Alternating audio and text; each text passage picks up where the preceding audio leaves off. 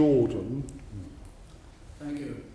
What do you see as the real purpose of high-frequency trading, and do you agree that the increased use of automated trading can threaten the orderly functioning of markets in certain circumstances, for instance, where algorithms overreact to market events? And how would you assess the present MiFID II proposals in relation to dealing with the problems of algorithmic and high-frequency trading? Shall I have a stab here? Yes, I think, please. I think it's very, very difficult when we talk about high-frequency trading to talk about it in one big lump. Typically now, anybody with access to a broker who has up-to-date technology will be executing their orders through an algorithm. And so it's across the board, and they will be high-frequency algorithms because they operate at fairly high frequency. So it's very difficult to actually talk about high-frequency trading without bringing in everybody into that envelope. So I think we have to distinguish about trading strategies here. And we have to distinguish those people who are actually have an operating strategy that effectively only is posting orders either on the bid or the offer continuously throughout the day, and at the end of the day they have no position, they are flat, and they are actually providing liquidity. It's the equivalent of what would have been the market maker function in days of old. Even in the very old physical market, you'd have the market makers who would be flat at the end of the day. This is the function that some of these strategies are actually operating. Now, if we define those strategies as needing special treatment, and actually saying that they need to have some obligations attached to any benefits they have, then I think that actually provides some stability into the system, because they would be regulated. At the moment, most of those providers of liquidity are not regulated in the market, and they are making up some 40% of the volume of European trades right now. In the US, the equivalent number of those strategies is 70%. So the US is by far ahead of us in terms of the number of strategies. But as Thierry said, the players typically are the same. They are the same global players who are providing this liquidity in the markets.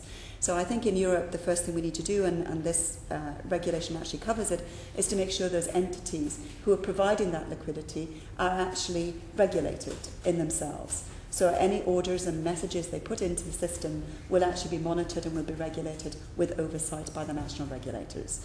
At the moment, that is not the case with most of them. So that's a very simple first step for making the entire structure of the market safer. The other steps that you can put in there, obviously, to strengthen the venues themselves, because with this higher number of messaging going through, it's more likely that you have a collapse in the system. So the outages that you actually see and hear about, and the flash crash of May in 2010, is one of those instances where you did see an exaggerated effect of these algorithms all working off one another. And so having systems in place like a coordinated circuit breaker, which works across not just the exchange, but then works across the MTFs and the other trading venues, is an appropriate measure to put in place. The venues also, under the new proposals, will have to tighten up their controls over the people who have access to their markets. And so you won't be able to have unsponsored filtered access. You have to actually have somebody now filtering your orders, checking that you're actually behaving in an appropriate manner for that venue. And I think that is fairly reasonable, and I don't think anybody is saying that the proposals in here are not reasonable. The question is, should you put obligations on these people who are operating these strategies where they're flat at the end of the day? Should you actually have some form of obligations upon them as a market maker? If they're making markets, should they be persuaded to make markets through all market conditions or through most market conditions? And certainly for me, I don't think you can force anybody to stand in the way of a falling market. However, you can force them to stay within their risk parameters, so within pre-arranged conditions, but they would be obliged to stay in the market, much the same as they always used to have at the London Stock Exchange or the London Metal Exchange in days of old. I think we can actually start to put in place some processes that will actually level the playing field a little. And fee structures, I have to say, is my biggest concern. fee structures in the last 3 years have favoured those who are operating these strategies, providing volume to the market, volume of orders, rather than actually putting a premium on those who are actually executing large size of orders. So the orders get spliced now to very small orders, and that is increasing the friction in the market. And I think we can make the market a lot more efficient by persuading the markets to price things based upon volume of orders rather than frequency. I think we can change fee structures quite easily without interrupting the market too much. Sorry, Kate. Slightly different view on HFT. I think HFT relies on confusion between volume and liquidity.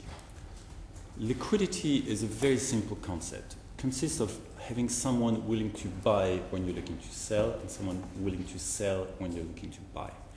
Volume is just volume. Let us listen to the argument of the HFT professionals and lobby when they say that they need speed in order to provide liquidity. They say that if you remove the speed, they will not have as the spreads they will be quoting will not be as tight. Effectively, what happens in the market is that you have HF traders that can run 10 or 100 times or sometimes 1,000 times faster than the people who actually need the liquidity, who are the institutional investors. And the way it works, I encourage you to read this piece of research from Schroders, certainly a brand name in this country, that explains very well that when Schroders want to sell 5,000 shares of stock, they get attracted by a nice bid for 200 shares. So it goes there, okay, they can hit the 200 shares, and then the remaining 4,800 disappear and get replaced very quickly at a worsened price. But as the execution was already sent, they don't have the time to remove it, and they hit the bid for the remaining 4,800 shares at a worsened price, which effectively means that their average price of execution has been deteriorated. And that is, it's not me speaking, it's Schroders. That is the essence of HFT. And this is what we mean when we say it doesn't bring liquidity, it brings volume. As a former executive committee member of the live market here in not very far from here, I signed many liquidity provision agreements with many market makers, some of them being the firms that are currently HF traders. A liquidity provision agreement is about quoting a size for a certain amount of time with a certain depth for a certain period of time during the day.